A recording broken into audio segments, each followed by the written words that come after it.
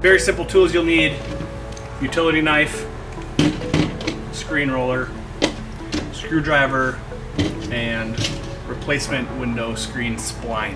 So all the tools that you need to replace your screen, you can get at any hardware store. First thing you're going to want to do is find the corner. So your screen has a spline that holds the screen material in place, and there's an end somewhere. Don't necessarily have to start at the end. Yeah, just on the corner. Just use a knife, pull the old spline out.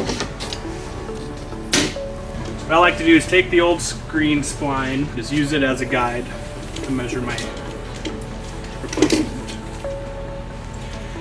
You can usually get away with reusing the old spline. We like to use new because it sort of stretches as you're putting it in. So a new piece of spline will hold your new screen a little bit tighter. So always roll out enough to give you plenty of screen material. Better to have too much than not enough here. Start in the corner.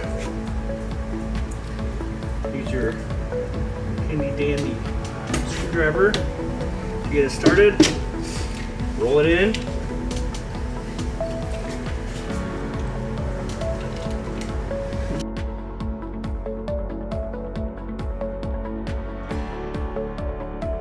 When you get to this side, I like to pull the screen a little bit tighter. You don't want to go too tight. It sort of naturally tightens itself.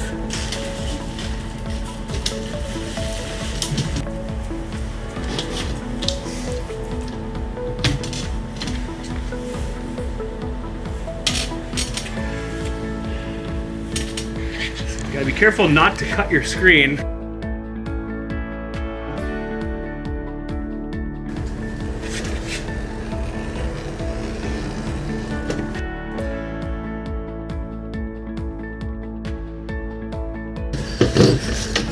There we have it. Brand new screen. Super easy. Follow our page for more home improvement tips and tricks.